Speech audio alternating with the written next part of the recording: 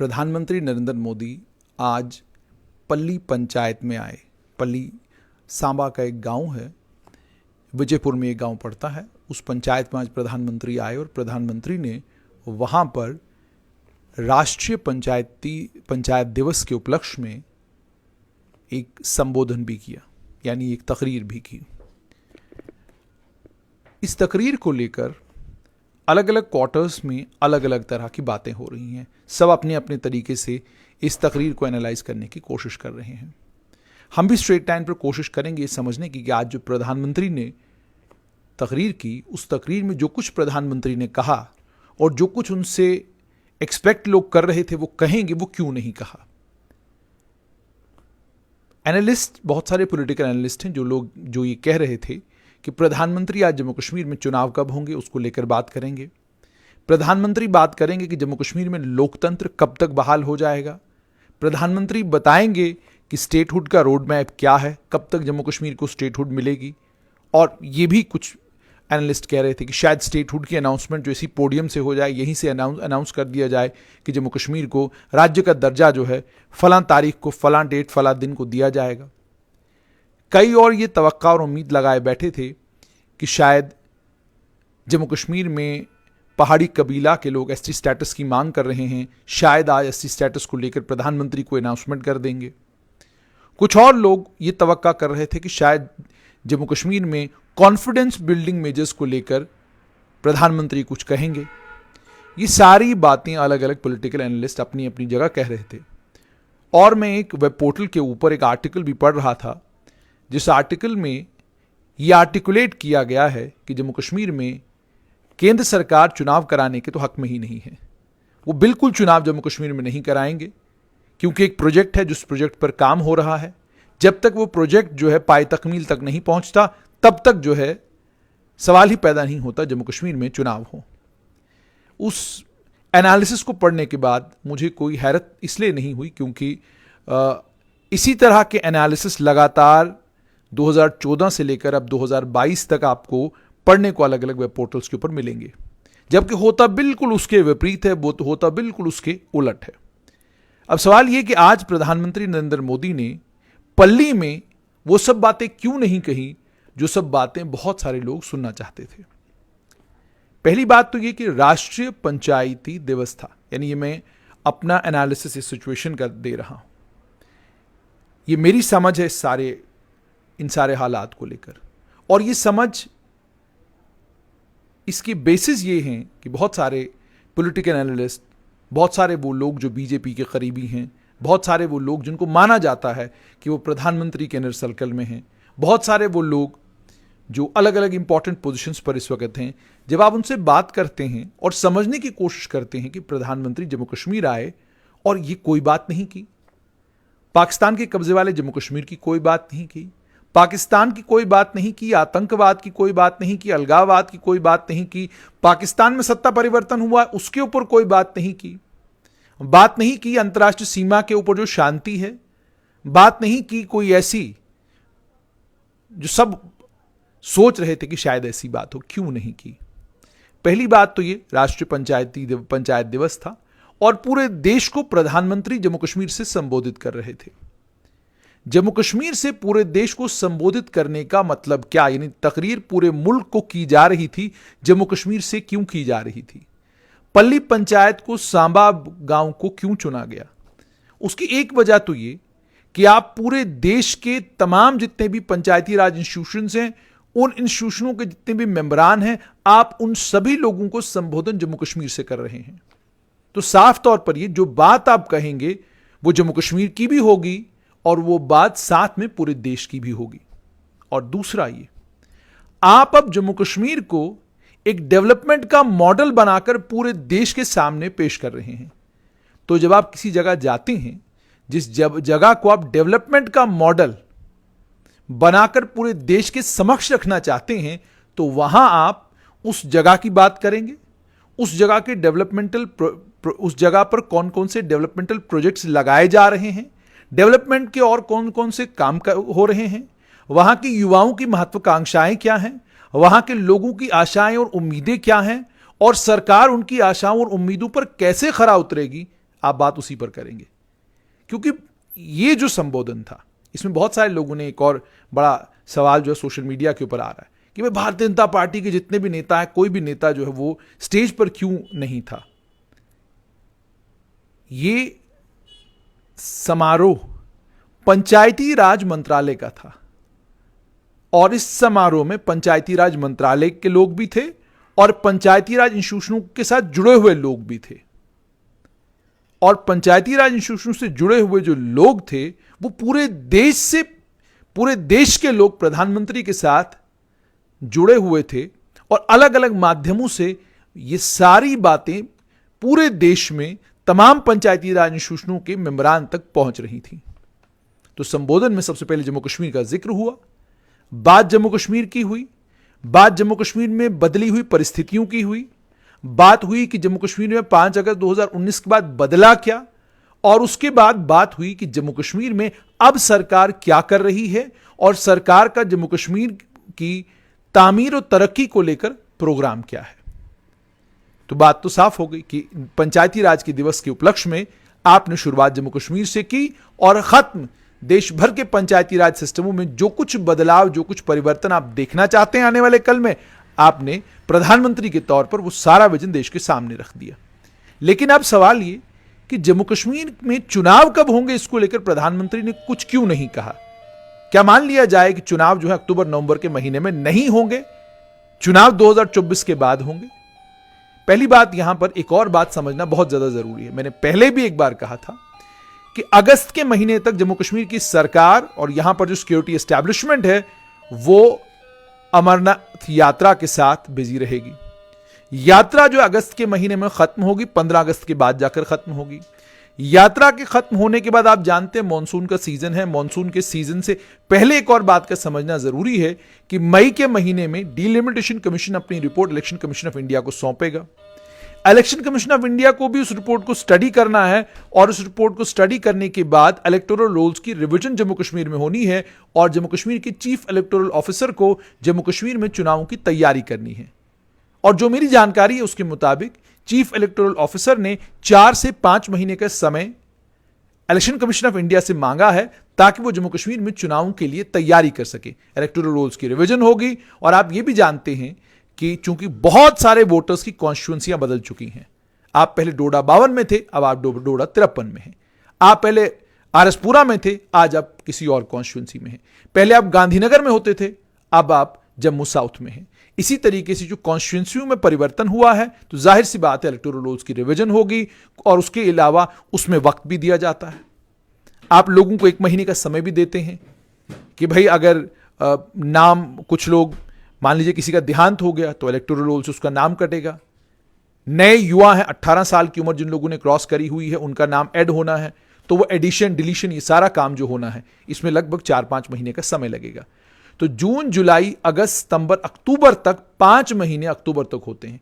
यानी मई के महीने में ही एकदम से इलेक्टोरल रोल्स की रिवीजन शुरू नहीं होगी, जून के महीने में जाकर रिवीजन शुरू होगी और सितंबर के अंत तक ये रिवीजन चलती रहेगी और उसके बाद इलेक्टोरल रोल्स पब्लिश होंगे। वो सारा सिलसिला 4-5 महीनों का, अक्टूबर में तक ये काम जा सकता है। और अगर बहुत तेजी के साथ भी चीफ इलेक्टोरल ऑफिसर इस काम को करे तो गलतियां होने का खदशा है। नतीजा ये निकलेगा कि समय पर जब चुनाव होंगे तो उस वक्त झगड़े फसाद देखने को मिलेंगे कि जनाब फलां आबादी में से फलां लोगों का नाम जो है कॉन्स्टिट्यूंसी में से इलेक्टोरल रोल से निकाल दिया गया। और यहां पर आपको यह भी याद रखना है, वाल्मीकि समुदाय के लोग पहली बार जम्मू कश्मीर के यूनियन टेरिटरी बनने के बाद इलेक्टोरल वो भी उस इलेक्टोरल लिस्ट का हिस्सा बनेंगे। गोरखा समाज के लोग उसका हिस्सा बनेंगे, वेस्ट पाकिस्तानी उसका हिस्सा बनेंगे। इन सब लोगों का भी पंजीकरण होना है, इन सब लोगों को भी जम्मू कश्मीर की जो चीफ इलेक्टोरल ऑफिसर की वोटर लिस्ट है उसमें शामिल करना है। अब ये अलग अलग क्षेत्रों और अलग अलग कॉन्स्टिट्यूएंसीज में है तो जाहिर सी बात है वो भी एक प्रोसेस है जिसको मुकम्मल करना जरूरी है। ये सारे प्रोसेसेस मुकम्मल अक्टूबर नवंबर के महीने में होंगे तो यकदम क्या चुनाव होंगे, क्या चुनावों की तारीख election commission of India announce करेगा, ये डिपेंड करेगा उसके बाद सिक्योरिटी असेसमेंट के ऊपर। इसके ऊपर डिपेंड करेगा कि जम्मू कश्मीर के हालात कैसे हैं। आपने देखा होगा जम्मू कश्मीर में आतंकी पंचायती राज से जुड़े हुए लोगों को टारगेट कर रहे हैं, डीडीसी बीडीसी मेंबरों को टारगेट कर रहे हैं और अलग अलग राजनीतिक दलों से के साथ जुड़े हुए लोगों को टारगेट कर रहे हैं। अल्पसंख्यक समुदाय के लोगों को टारगेट कर रहे हैं, प्रवासी मजदूरों को टारगेट कर रहे हैं। इस सब को भी रोकने की जरूरत है, क्योंकि 5 अगस्त 2019 के बाद प्रधानमंत्री ने आज जब पल्ली में पंचायती राज के दिवस के उपलक्ष्य में संबोधन किया, तो अगर आपने ठीक तरीके से प्रधानमंत्री को सुना होगा तो उन्होंने शुरुआत में ही कहा कि इतना बड़ा जन सैलाब यहां पर आया हुआ है, जहां तक नजर जा रही है वहां तक लोग ही लोग हैं। अलग अलग एदाद शुमार हैं, कुछ कहते हैं 60 से 70 हजार लोग हैं, कुछ कह रहे थे 1 लाख से ज्यादा लोग थे। अब जितने भी थे, लेकिन बहुत बड़ा जन सैलाब इकट्ठा करने में बीजेपी कामयाब हुई। प्रशासन के लोग भी वहां पर मौजूद थे और पंचायती राज इंस्टीट्यूशन से जुड़े हुए लोग भी वहां पर मौजूद थे। बीडीसी, डीडीसी, पंच, सरपंच, वो तमाम लोग भी वहां पर आए हुए थे। तो जाहिर सी बात है, एक मैसेज 5 अगस्त 2019 के बाद कि जम्मू कश्मीर में प्रधानमंत्री जब संबोधन करने के लिए आए तो 1-1.25 लाख लोग उनको सुनने के लिए आए थे। उसी जम्मू कश्मीर में, जिस जम्मू कश्मीर में यह कहा जाता था कि अगर दफा 370 हटेगा, 35 से हटेगा, तो उसके बाद यहां तिरंगा उठाने वाला नहीं मिलेगा। तो एक इंटरनेशनल मैसेजिंग जो है उसको इसको उस उपलक्ष्य में जब देखा जाएगा तो समझा जा सकता है कि ये रैली अपने आप में कितनी सिग्निफिकेंट, कितनी इंपॉर्टेंट और 5 अगस्त के बाद होने वाली सबसे बड़ी रैली थी। यह भी इंपॉर्टेंट है। उसके बाद जैसे मैंने आपको कहा कि सिक्योरिटी रिव्यू होगा। सिक्योरिटी रिव्यू होने के साथ साथ में तमाम एजेंसीज की क्लियरेंस चाहिए इस मामले में। जब तमाम एजेंसीज ये कहें कि हालात बिल्कुल साजगार हैं और इन साजगार हालात में हम चुनाव कराएंगे, जैसे मैंने आपको कहा पल्ली का में जो आज समारोह हुआ है, इसी की तरह जब चुनाव भी हो तो सुरक्षा व्यवस्था इतनी कड़ी हो कि आतंकियों को कोई मौका ना मिले किसी जगह कोई बड़ा हंगामा करने का। वो बहुत बड़ी कामयाबी केंद्र सरकार की और गृह मंत्रालय की मानी जाएगी। यानी सिक्योरिटी असेसमेंट के लेवल पर जब सरकार को यह लगेगा कि आतंकी वारदातें इतनी कम हो चुकी हैं कि चुनाव कराए जाएंगे और चुनाव में सुरक्षा व्यवस्था कड़ी होगी और बिल्कुल आराम के साथ पूरे जम्मू कश्मीर में चुनाव हो जाएंगे, लोग बड़ी तादाद में चुनाव में पार्टिसिपेट करेंगे, तो इलेक्शन कमिश्नर तो तब जाकर एजेंसी जो है गो अहेड दे सकती हैं इलेक्शन कमिश्नर, क्योंकि इलेक्शन कमिश्नर ऑफ इंडिया तब तक चुनावों की तारीखों का ऐलान कर ही नहीं सकता जब तक जम्मू कश्मीर की सरकार, यूटी की सरकार उन्हें यह एश्योरेंस न दे दे कि सिक्योरिटी पॉइंट ऑफ व्यू से जम्मू कश्मीर मुकम्मल तौर पर सिक्योर है और अब हालात इतने साजगार हैं कि जम्मू कश्मीर में चुनाव कराए जाने चाहिए। और आप यह भी जानते हैं कि नवंबर के महीने से जम्मू कश्मीर में मौसम खराब होना शुरू होता है और जम्मू कश्मीर में सिर्फ आपने मैदानी इलाकों में चुनाव नहीं कराने, पहाड़ी इलाकों में भी चुनाव कराने हैं। तो संभवतः ये चुनाव या तो अक्टूबर-नवंबर के महीने में अगर हो गए तो जल्दबाजी में हो गए, नहीं तो ये चुनाव मार्च-अप्रैल तक टल सकते हैं, उसके बाद भी हो सकते हैं। लेकिन प्रधानमंत्री चुनावों को लेकर क्यों नहीं बोले? जम्मू कश्मीर को लेकर प्रधानमंत्री बोलते हैं लेकिन बड़ा स्पष्ट और बहुत थोड़ा। लेकिन आपने देखा होगा 5 अगस्त 2019 के बाद, 5 अगस्त 2019 को जम्मू कश्मीर रीऑर्गेनाइजेशन एक्ट का कानून पायलट करने वाले गृह मंत्री अमित शाह थे। उस कानून को पायलट करने के बाद जम्मू कश्मीर में कर्फ्यू लगा, जम्मू कश्मीर में सुरक्षा व्यवस्था बहुत कड़ी की गई और उसके बाद 2021 में गृह मंत्री जम्मू कश्मीर आए तो सिक्योरिटी की मीटिंग ली। ये सब इतिहास, अगर इन तमाम चीजों पर आप नजर दौड़ाएंगे तो रिपीटेडली लोकसभा में भी और राज्यसभा में भी प्रधानमंत्री ने भी और गृह मंत्री ने भी एश्योरेंस दिया है कि जम्मू कश्मीर में डिलिमिटेशन के मुकम्मल होने के बाद चुनाव होंगे और चुनावों के बाद पूर्ण राज्य का दर्जा जम्मू कश्मीर को दिया जाएगा। ये बात कह चुके हैं। और उसके बाद साथ में ही इस चीज को भी याद रखना होगा कि जब प्रधानमंत्री ने जम्मू कश्मीर के राजनीतिक दलों को दिल्ली बुलाया और एक राउंड टेबल मीटिंग उनके साथ की, उस मीटिंग में भी इसी बात को रिट्रेट किया था कि पहले डिलिमिटेशन के प्रोसेस को मुकम्मल होने दीजिए, उसके बाद जम्मू कश्मीर में चुनाव होंगे और फिर पूर्ण राज्य का दर्जा जम्मू कश्मीर को दिया जाएगा। तो यह बात समझना यहां पर जरूरी है कि सिक्योरिटी व्यवस्था को ध्यान में रखते हुए, जम्मू कश्मीर के हालात को ध्यान में रखते हुए और जम्मू कश्मीर के मौसम को ध्यान में रखते हुए संभवतः इस डिलिमिटेशन के मुकम्मल होने के बाद, इलेक्टोरल रोल्स की रिवीजन के मुकम्मल होने के बाद मार्च-अप्रैल के महीने में चुनाव होने की संभावना है, क्योंकि मौसम जम्मू कश्मीर में मार्च-अप्रैल में बहुत अच्छा होता है। और तब संभवतः, जैसे मैंने आपको कहा कि मेरा अपना एनालिसिस है कि मार्च-अप्रैल में चुनाव हो सकते हैं। लेकिन हालात पर डिपेंड करेगा कि क्या जम्मू कश्मीर में चुनाव होंगे। जैसे आपने सुना होगा कि रक्षा मंत्री राजनाथ सिंह ने एक बयान दिया कि डिफेंस फोर्सेस चाहती हैं, आर्मी चाहती है कि जम्मू कश्मीर से arm forces special powers act को विड्रॉ किया जाए, लेकिन हालात साजगार तो हों, हालात अच्छे होंगे तो arm forces special powers act को फौरन विड्रॉ किया जाएगा। और सोच विचार भी चल रहा है कि कुछ ऐसे जिलों से एएफएसपी को रिवोक कर दिया जाए जिन जिलों में आतंक की वारदातें कम हुई। लेकिन अगर सुंजवा जैसा फिदाइन हमला होगा या फिदाइन हमले की कोशिश होगी तो फिर एएफएसपी को रिवोक करने में केंद्र सरकार को दिक्कत तो आएगी। ये वो सारे रक्षा विशेषज्ञ कहते हैं जिन रक्षा विशेषज्ञों से हमारी बात होती है। उसके बाद जम्मू कश्मीर में चुनाव को लेकर अगर बात नहीं हुई तो पूर्ण राज्य के दर्जे को लेकर बात क्यों नहीं हुई? पंचायती दिवस का समारोह था, उसमें पूर्ण राज्य का दर्जा जम्मू कश्मीर को कब दिया जाएगा उसका फ्रेमवर्क बताना, ये सब चीजें रीट्रेट करना। आपने देखा होगा प्रधानमंत्री नरेंद्र मोदी किसी भी बात को दूसरी या तीसरी बार अपने भाषण में कहते हों, ये बहुत कम देखने को मिलता है। जिसका मतलब ये कि पूर्ण राज्य का दर्जा जम्मू कश्मीर को दिया जाएगा, इसका वादा लोकसभा और राज्यसभा में हुआ है। केंद्रीय गृह मंत्री ने इसको रीट्रेट किया है, प्रधानमंत्री ने इसको तमाम जितने भी दल प्रधानमंत्री से मुलाकात करने के लिए गए उनको कहा है कि पूर्ण राज्य का दर्जा वापस दिया जाएगा। लेकिन जब आप जम्मू कश्मीर रीऑर्गेनाइजेशन एक्ट को पढ़ते हैं तो एक्ट साफ तौर पर आपको कहता है लॉ एंड ऑर्डर को ध्यान में रखते हुए जम्मू कश्मीर को यूनियन टेरिटरी बनाया गया है, तो इसका मतलब लॉ एंड ऑर्डर ठीक होगा तो पूर्ण राज्य का दर्जा मिलेगा।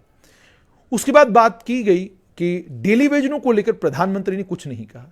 प्रधानमंत्री का भारत के प्रधानमंत्री हैं और राष्ट्रीय पंचायत दिवस के उपलक्ष्य में पूरे देश को संबोधित कर रहे हैं क्या? और ये जम्मू कश्मीर स्पेसिफिक फंक्शन नहीं था, जम्मू कश्मीर के लोगों के लिए ही सिर्फ फंक्शन नहीं था, ये जम्मू कश्मीर के लोगों के लिए और पूरे देश के लिए जम्मू कश्मीर से एक संदेश था कि जिस जम्मू कश्मीर में आतंकवाद और अलगाववाद होता था, आज उसी जम्मू कश्मीर से प्रधानमंत्री नरेंद्र मोदी पूरे देश को राष्ट्रीय पंचायती दिवस के दिन संबोधित भी कर रहे हैं और 1 लाख से ज्यादा लोग भी उस संबोधन को जम्मू कश्मीर में सुनने के लिए आए हैं।